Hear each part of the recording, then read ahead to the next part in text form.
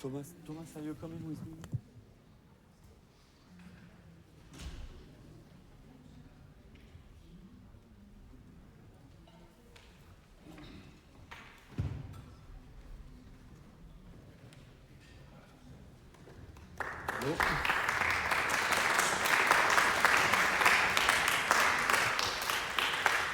Hello.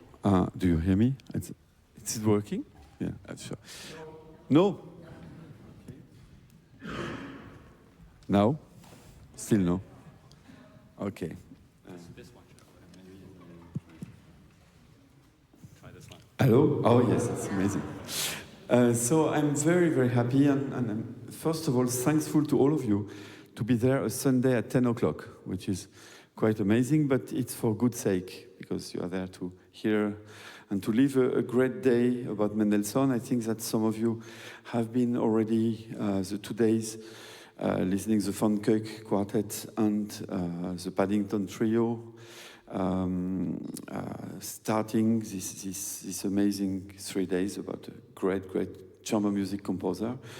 I'm not going to talk too long, but I want, as artistic director, so my name is Marc Danel, and as artistic director of NSKA, I want to say I'm so thankful to Vredenburg to have us, to have this project with us. It's fantastic to collaborate with a hall that we consider pretty much like sort of our home, and I mean, which is maybe our main partner within the concert hall, and it's a great honor and great happiness for us. So big thanks to Vredenburg. I think Thomas Schmidt, who is there, so Thomas is one of the greatest Mendelssohn specialists in the world, and he did actually, we were fortunate enough to have quite a few lectures about Mendelssohn with him, which are fantastic. Thomas is teaching at Manchester University, and he's also directing the Mendelssohn edition in Leipzig. So I think it's the best person to talk about this. He will also present you the program of today, and he will be there all day. For the students, grab his arm and ask him things about Urtext, ask him things about articulation, about anything. He will be there all day. So I'm very happy to have him, and I will naturally let him the word.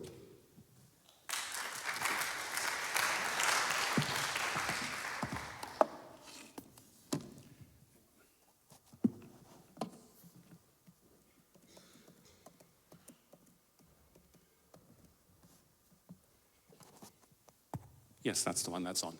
So, yeah, first of all, thank you, Marc, and thank you, everybody, for coming. I can only add my thanks for yourselves having come out on a February morning, a Sunday at 10 o'clock. Not only to listen to Mendelssohn, but also to listen to somebody here, to listen to somebody speak about Mendelssohn, which is, some people might say, really above and beyond. And I also really want to thank Marc for being the spiritus rector of this entire festival, really, and also of having brought me in to accompany this up to a point. I mean, a whole weekend of Mendelssohn, for me, that's heaven. And clearly, the fact that you're here seems to indicate that you share that, at least up to a point. The title I was given for my lecture, Mendelssohn in Perspective, that's a really big title. I think the organizers tried to leave it as open as much as possible to me to decide what I want to talk about. There could be all sorts of perspectives, obviously, on Mendelssohn as a composer and Mendelssohn as a human being, but I only have about 40 minutes, so I've had to make a few hard choices. And these choices were guided by two considerations. First, this is a chamber music festival, a string quartet festival most of all, and so it was obvious to me that the perspective I would take first and foremost is this perspective on the chamber music and on the string quartets. Say, had I decided to talk about Mendelssohn from the perspective of his unfinished operas, you would be confused and disappointed. So I think the chamber music angle is the right one to take today. But the other perspective with which I would really like to start is another one that seems inevitable when one talks about Mendelssohn, and that is his relationship to musical tradition. As I'm sure many of you know, he's got that reputation, whether that's meant as a positive or negative, to be closely indebted to the great masters of the past, for his music to be consciously modeled and working through historical precedent. Famously, Hector Berlioz, who had a kind of love-hate relationship with Mendelssohn all his life, and that love-hate relationship was mutual, wrote in 1843, and I use the English translation, Mendelssohn has lost nothing or none of the inflexible rigidity of his artistic principles, which Mendelssohn would have taken as a compliment. I'm not sure whether Berlioz saw that the same way. But he does not seek to impose them violently and confines himself in the exercise of his duties as music director to highlighting what he deems beautiful and to leaving in the shadows what seems to him to be bad or pernicious example. But he still loves the dead a little too much. And Mendelssohn did grow up in an environment where the music of the dead was, in fact, loved a great deal. And his whole identity as a composer cannot be properly understood without a knowledge of that background. To give you an example, on 15th November 1805, more than 3 years after, hang on, my screen has gone somewhere where it shouldn't. To give you an example, on 15th November 1805, more than 3 years before Felix was even born, his father Abraham Mendelssohn announced the birth of his firstborn, Fanny Hensel, later Fanny Hensel, to his mother-in-law, Bella Salomon, in Berlin, with the words, "Our Leah has successfully given birth. Yesterday morning at 6:30, she has given me a daughter. Leah thinks the child has Bachian fugue fingers, Bachsche Fugenfinger." And that reference to allegedly a one-year-old baby's fingers as Bachian and prone to play fugues, not only should that come very true, and this is very well known to Mendelssohn and Handel scholars, but it's telling in its brevity. Abraham had no need to explain to his mother-in-law or to anyone who Bach was and why having fugue fingers was something that was particularly Bachian. So there was an understanding of who Bach was and what Bach was about. And it's thus equally no surprise when Mendelssohn himself writes a quarter of a century later on the topic of his Kirchenmusik or church music, Opus 23, "If it resembles Sebastian Bach, then again I can't help it, because I wrote it as I felt it. And if the words ever made me feel like the old Bach, then I should like it all the better." And this is where the pedagogical aesthetic and method of Karl Friedrich Zelter comes into play, the person who taught both Fanny and Felix in composition. Zelter's method is in two parts. One is, as one would expect, the traditional craft of thorough bass, invertible counterpoint, canon, and fugue, as evident in Felix's surviving exercise book. And the other is the composition of study works in a certain style. According to Zelter, the best way to learn how to compose, how to compose is to write, it was to study the works of a composer or composers whose works were considered paradigmatic, the models in a certain genre, and then write compositions imitating that style. So Zelter himself writes in a proposal to the Prussian Ministry of Culture, and I quote, "I am maintaining a weekly theoretical practical college, including a complete orchestra. The purpose of this college is to provide budding composers with the opportunity to test their own attempts against artworks of true masters, as execution and pedagogy need to go hand in hand, both historically and artistically. That is the only way in which a musical college can be useful, while mere talking about art and artists is generally fruitless," as me told. That the two siblings accepted, Fanny and Felix, accepted this approach to learn from studying and emulating the masters is evident from the reminiscences of one of Felix's own pupils when he was a professor at the Leipzig Conservatoire in the 1840s.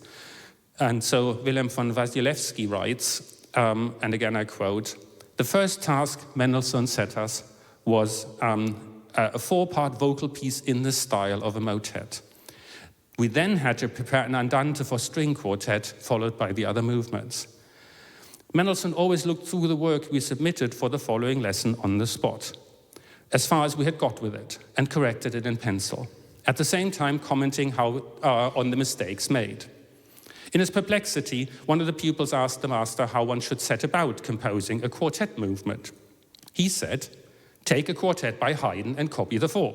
That's what my teacher Zelter did with me."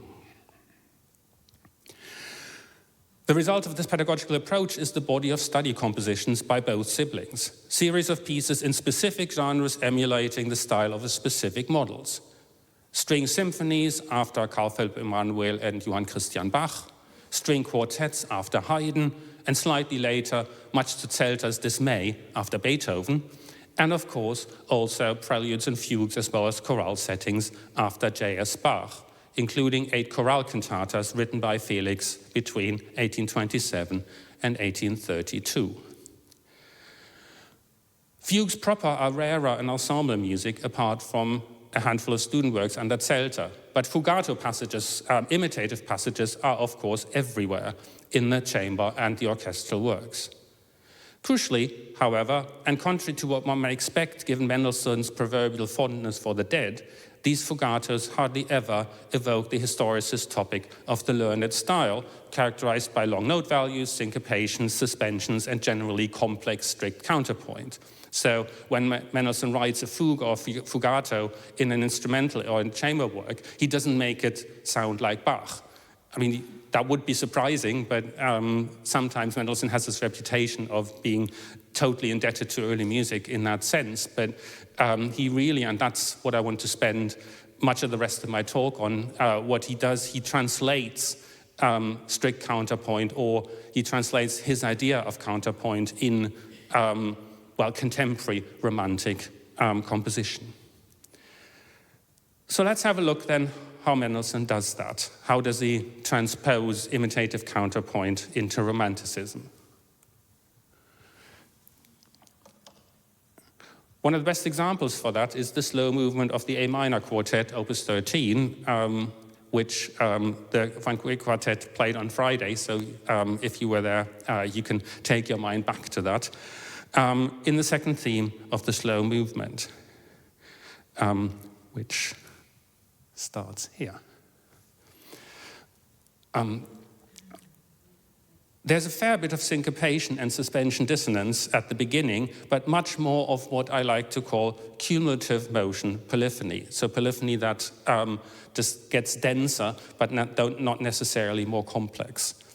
Here as elsewhere, the composer bases his imitation on themes that contain distinctive rhythmical gestures which characterize the subject itself, but also the counterpoint that is written against it.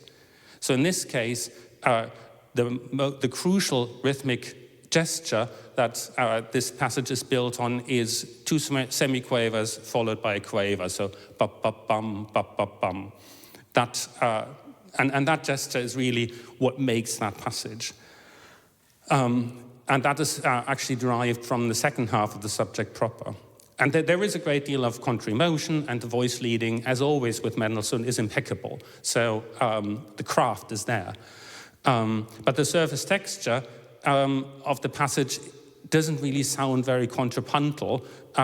It's a increasingly dense sort of configuration of the semiquaver-quaver figure, to the point where the fugato ends and opens out into the new texture, where the top part of the first violin presents a figure which is now entirely a result of that motivic development.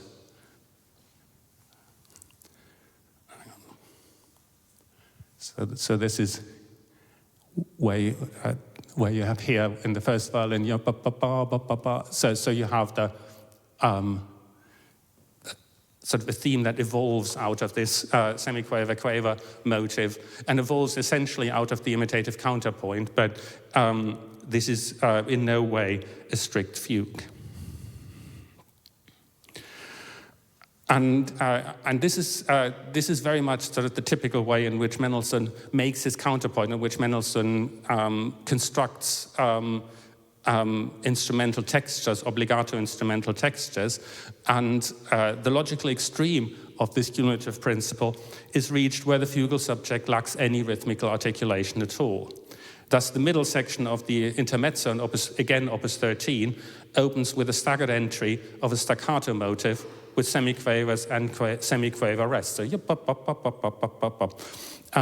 the successive entries only add volume and density, so they're a means of building up a full homorhythmic texture, which is also confirmed by the fact that the full texture isn't reached with the fourth entry, but with the third entry. So you can see here that in bar 8, where you would think one additional voice would come in, but two additional voices come in. So you have, after 8 bars, you have a full 4-part texture. And that texture is, I mean, it's fugal in the sense that there's a motive and the motive is being imitated and it enters gradually. And again, it's, the voice leading is impeccable. I mean, Mendelssohn, again, he just couldn't help himself there. But is this counterpoint? Is this fugue? It's certainly not something Bach would have recognized as such. And it's really almost sort of make-believe counterpoint. And this type of make-believe counterpoint, or a fake counterpoint, as you might even call it, appears quite a lot in Mendelssohn's works, especially in these very fast, very light movements in what's been called Mendelssohn fairy style, best known from the Midsummer Night's Dream. And another instance, and you will hear that if you stay around long enough at 3 o'clock this afternoon, is from the octet, and we'll spend quite a lot of time with the octet in the time I've got remaining here. That's the famous beginning of the finale from the octet. And again, it is technically a fugue because the 8 instruments enter successively with the same motive, but I mean, the motive is entirely quaver scales, so the effect, and it's a fantastic effect. I mean, it's especially by a 16-year-old who writes something for a texture, for a combination of instruments that no one had tried before him.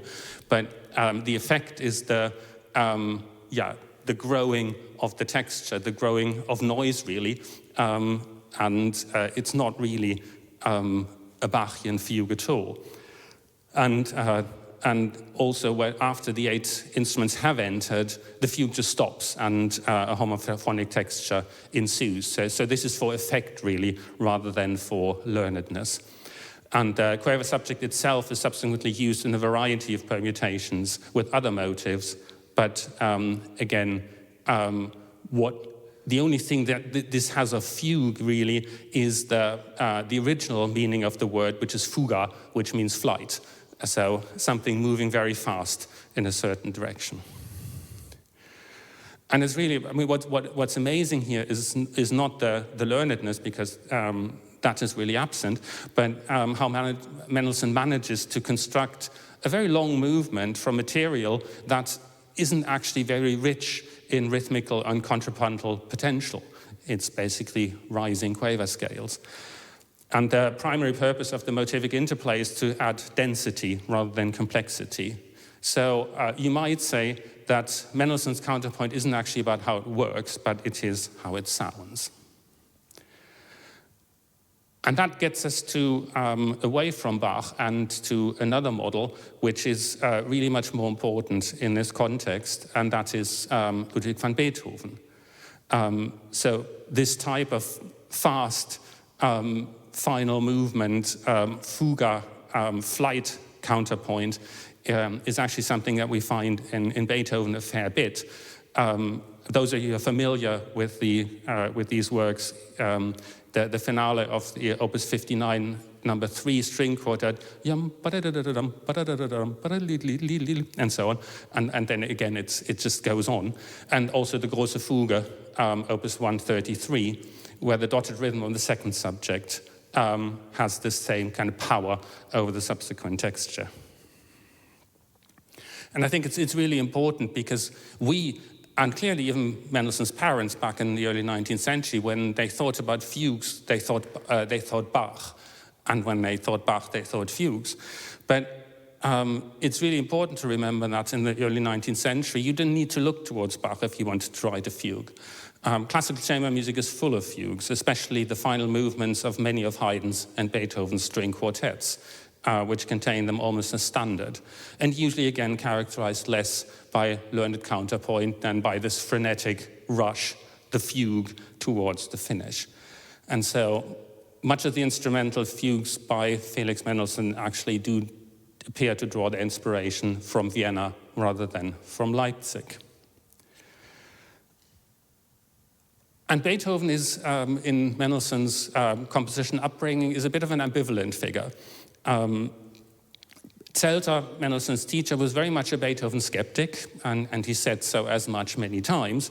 But nevertheless, Beethoven's music was always there in the compositional upbringing of both siblings, in the sense that Mendelssohn's parents, they bought all new music, if you like, when it came out. And we also mustn't forget that when Mendelssohn was a student, when he learned his compositional craft, this is roughly sort of between 1820 and 1825, 26. So when he was between 11 and 16, 17 years old, Beethoven was still alive.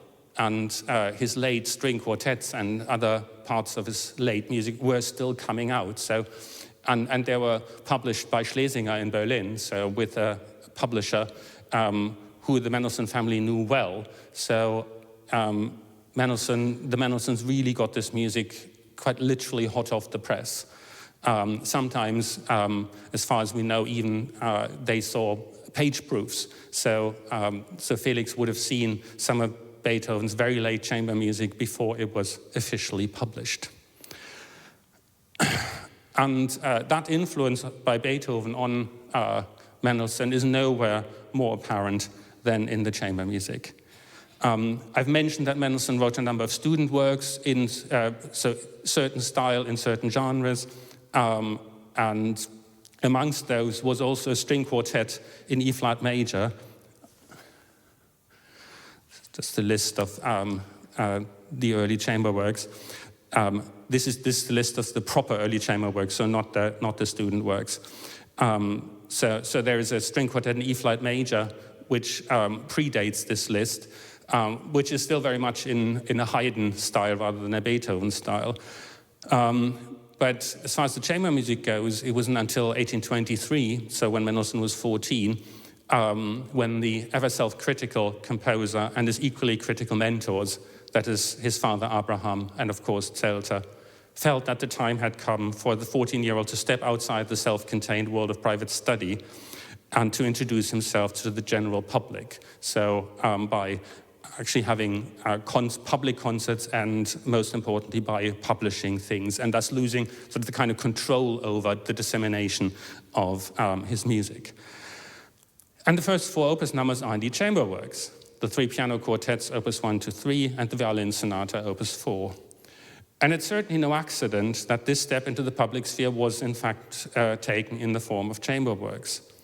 And it's equally no accident that before opus 10, which is an early opera, the only opera that Mendelssohn ever published, The Marriage of Camacho, all published works were not for the grand venues of church, stage, and concert hall, but for smaller contexts. After the four chamber works, opus 5 to 7 are for piano solo, opus 8 and 9 are songs.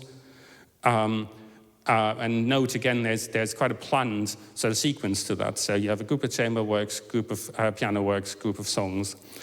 And Abraham, in particular, was very conscious of the opportunities as well as the dangers to his son's career. And so he felt that Felix had to make a lasting impact by presenting himself to the public through a continuous series of works in the important genres. So starting with chamber music is an obvious choice, and it's a choice that many composers make. Beethoven also started his opus 1 as a piano trio. So that's time-tested. But why piano quartets? In the 1820s, this is actually, it seems a counterintuitive choice to us today, but for a composer like Mendelssohn, in the context he was in, it could have actually, you could say it's actually quite a natural and ideal point of departure. The piano part of these piano quartets, written obviously for Mendelssohn himself, who was a pianist, was exacting but sort of not too virtuosic. So he could, that presented the composer with the opportunity to also prove himself as a performer. And the quartet genre, so for 4 instruments, appealed to the kind of tradition of serious chamber music with all its compositional rigor and the added possibility to show one's ability as a serious composer, as a contrapuntist. At the same time, there weren't that many models. The only 2 famous predecessors are the 2 works by Mozart, Köchel 478 and 493. So the genre wasn't as overburdened as the string quartet was, which might otherwise have appeared to be the more natural starting point. And again, Beethoven also starts with a piano trio, not a string quartet. He waits until Opus 18 until he writes string quartets. And so there is this type of this anxiety of influence, as it's sometimes called, the idea that if you, the string quartet as the real testing ground for a composer is not something you start with, it's something that you work towards. And it's surely no accident that the early E-flat major string quartet of 1822-23 remained unpublished during Mendelssohn's lifetime. So that was still considered a study work rather than a proper work in the emphatic sense. And even in subsequent years, Mendelssohn continues to sidestep the quartet genre.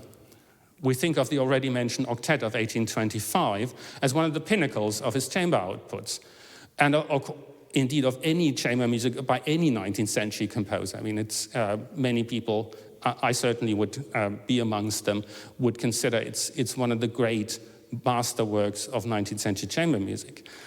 But again, writing an octet rather than, so writing for 8 rather than 4 string instruments can again be read as an attempt to avoid the quartet. If you write for a combination of instrument that nobody's ever wrote before for, then the anxiety of influence doesn't really come in. So Mendelssohn, in a sense, was free to do as he liked in the octet, and boy, did he exploit that freedom. And the next chamber work is yet again a sidestepping of Beethoven and the quartet. It's a string quintet, written in the spring of 1826 and published in 1833 as Opus 18. It's also, you will see, I mean, the opus numbers don't really correspond to the time of composition, which is interesting in itself. The scoring of the quintet, which is 2 violins, 2 violas, and a cello, is the normal one in Germany since the works of Mozart.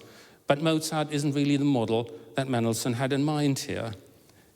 We do not see the standard texture that Mozart uses, which is a pair of violins, a pair of violas that kind of work in antiphony, so that the 2 violins plus cello, or play the theme and then the 2 violas repeated an octave lower, that type of thing. And Mendelssohn doesn't do that at all.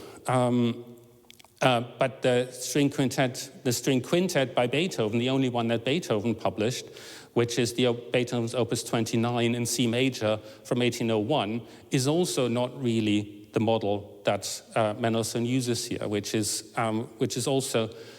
odd when you think about it, Beethoven being such a prevailing influence, but the Beethoven string quartet is really more like a divertimento. It's very homophonic. It's sort of quite simple. It's not.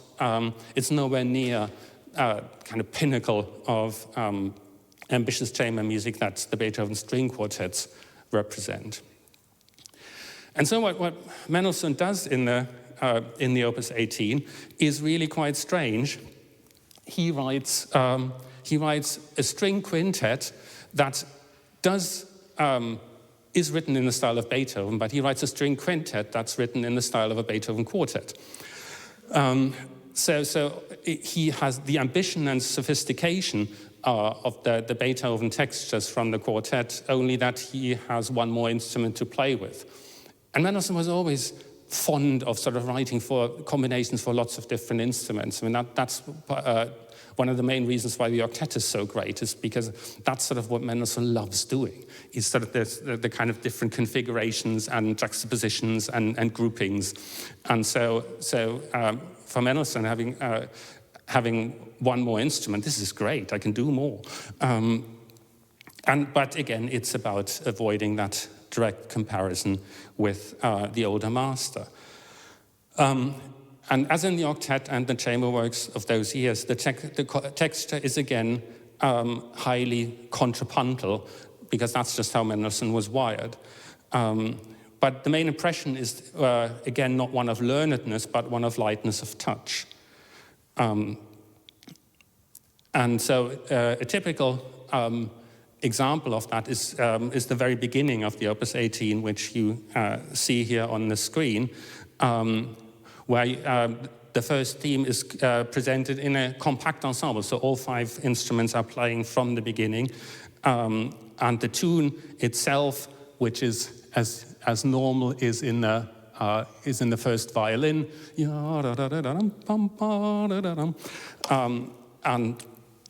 And it's not sort of set apart. You don't have a tune and then a separate accompaniment, but already the theme is sort of fully integrated with the other instruments. And it's integrated into a network of sort of motives and kind of gestures that are all related to each other. So you have repeated notes, you have parallel and contrary motions, you have lots of motivic links between the melody and the accompaniment. And so what's particularly notable here is the 3 repeated staccato quavers, yum, bum, bum, which is actually, when you see here that it's part of the theme here,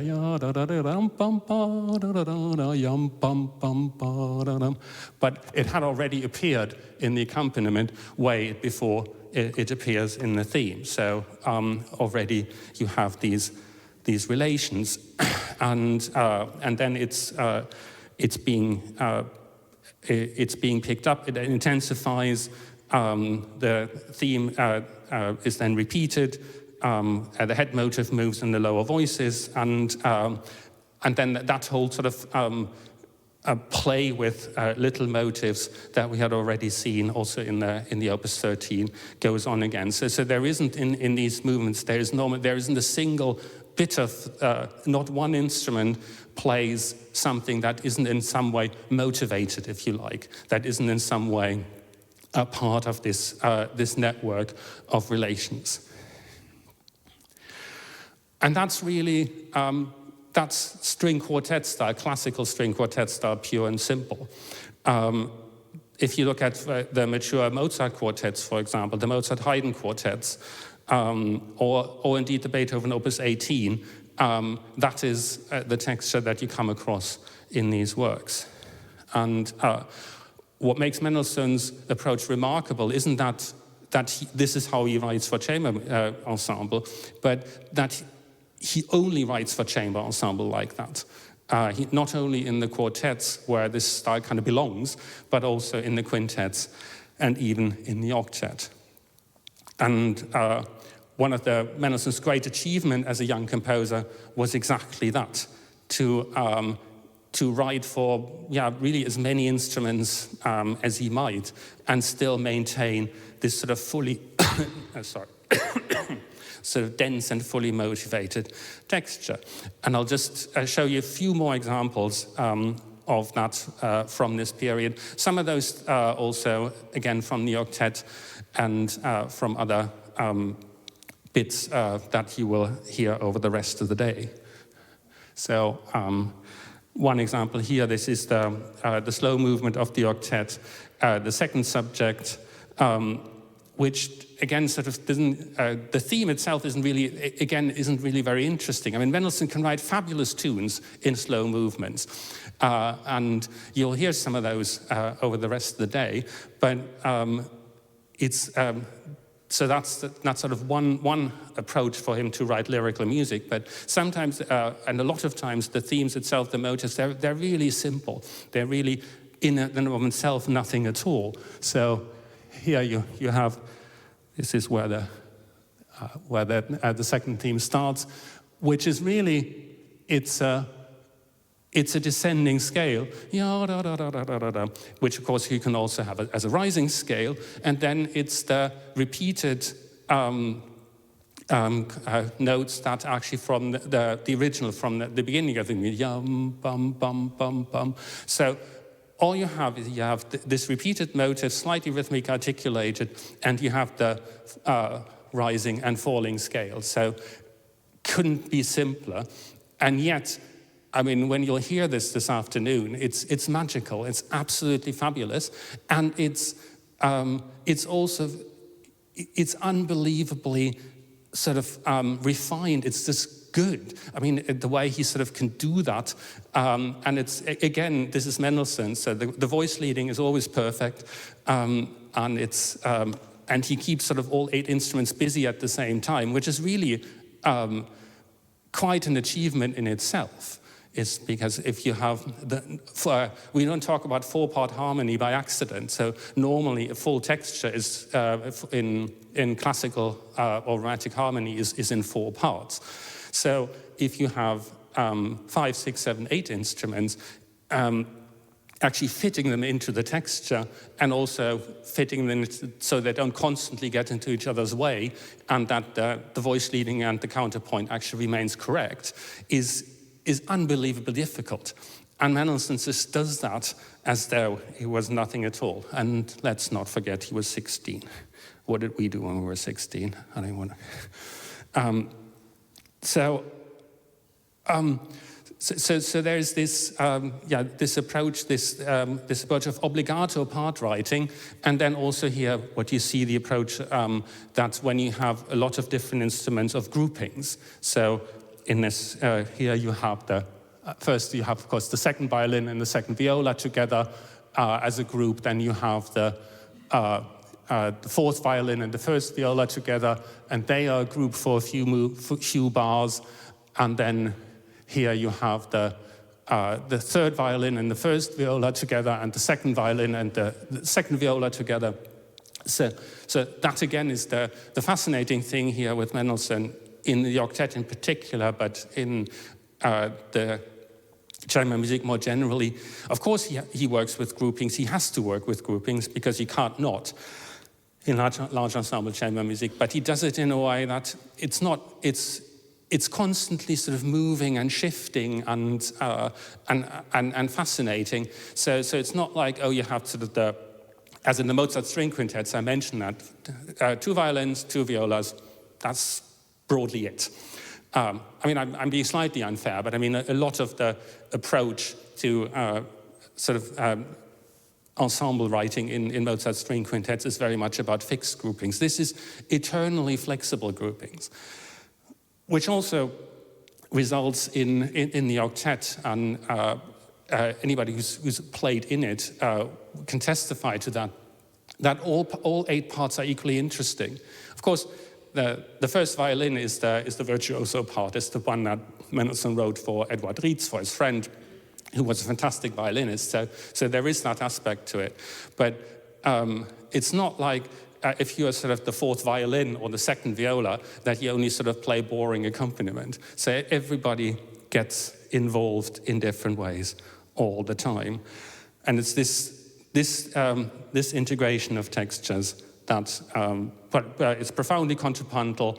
It's based on very simple material, and the material is sort of interchangeable, and so a theme can become an accompaniment become a theme, or sometimes you don't know what's accompaniment, what's theme. I mean, look at this behind you. Is it the repeated motive, yum, bum, bum, bum, bum? Is that the theme? And are the falling and rising scales the accompaniment, or are the scales the theme and the repeated notes the accompaniment? And then you have another little ya-da-dum, this sort of upbeat gesture. Is that a theme? I wouldn't think so, but I mean, it's really when they come together that they form this texture, which is in itself rich and full and exciting.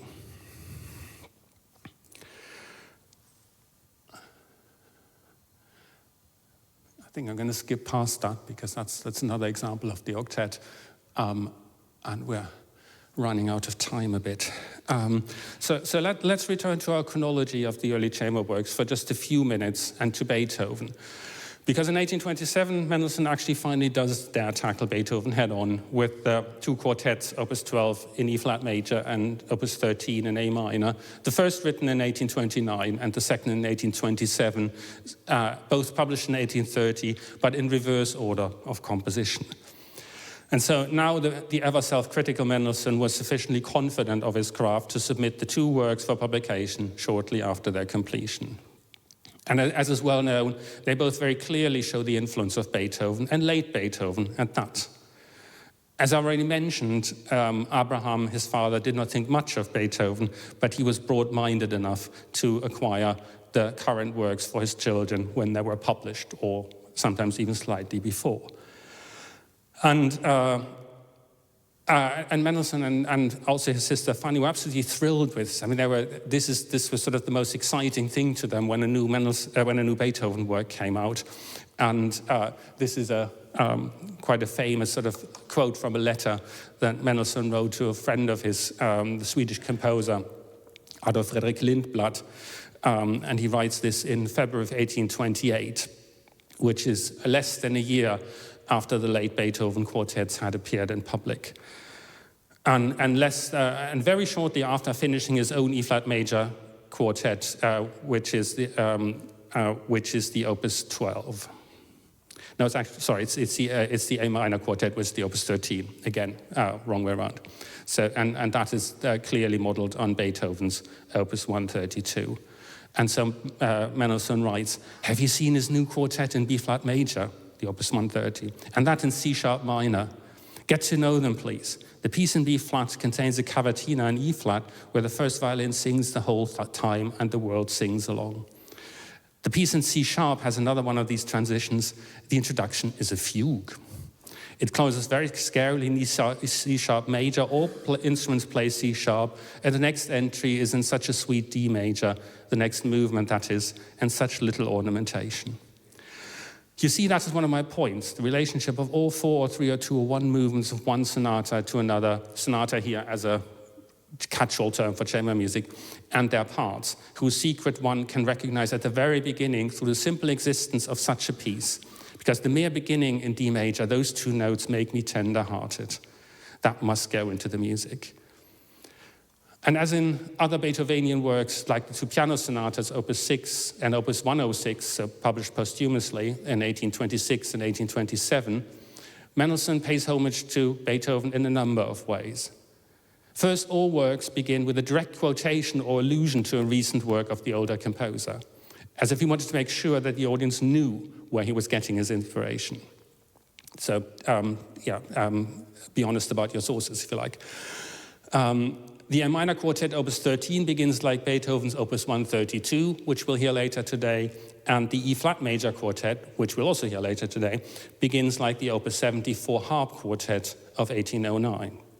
And incidentally, the piano sonatas, Opus 6 and 106, begin like Beethoven's Opus 101 and 106, respectively.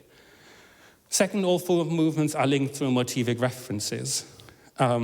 This technique is, of course, present in a number of earlier compositions by Beethoven, but also increases in importance in the late works, most prominently in Opus 131, which had been specifically mentioned by Mendelssohn in that context. And the third is the introduction of poetic meaning into the string quartet, along the lines of Beethovens Heiliger Dankgesang from Opus 132 or Der schwer gefasste Entschluss from Opus 135. Mendelssohn obviously took these works as an inspiration, but went a step further and placed an entire song of his own composition at the beginning of Opus 13, with the title Ist es wahr? Is it true? And the designation Thema, theme. The opening motive of that song is a direct successor of Beethoven's Muss es sein in rhythmical and melodic contour. It is introduced towards the end of the introduction in the first movement, and an extended quotation from the song, which is the one I've indicated here, closes out the finale, thus giving the answer to the question posed at the beginning. Thus, the technique of motivic unity simultaneously becomes a device of poetic unity. But there is the fourth principle of contrapuntal, motivic, obbligato writing. Let's remind ourselves of the slow movement of Opus 13 with its cumulative counterpoint fugato, and this is from the slow movement Opus 132, this is Beethoven, which of course you have the opportunity to hear this afternoon. And we see the very same approach to writing a fugato of quite loose and non-learned counterpoint, driven by one or a few short, rhythmically distinct motives.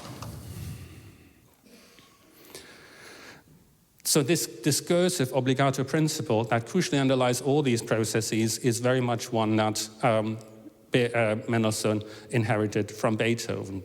And it's nothing new in itself, in fact.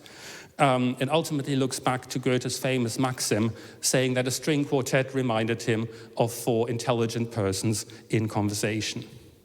And Beethoven himself is alleged to have said about this chamber septet for winds and strings, opus 20, that, I quote, "I can write nothing unobbligato, since I already came into the world with an obbligato accompaniment."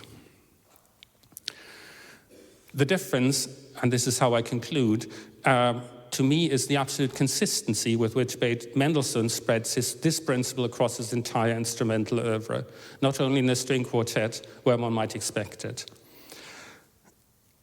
And while none of what I've described is unique to Mendelssohn, this constant presence and the enrichment of its deployment is something that does appear to create a fingerprint, if you like, that is all the composer's own.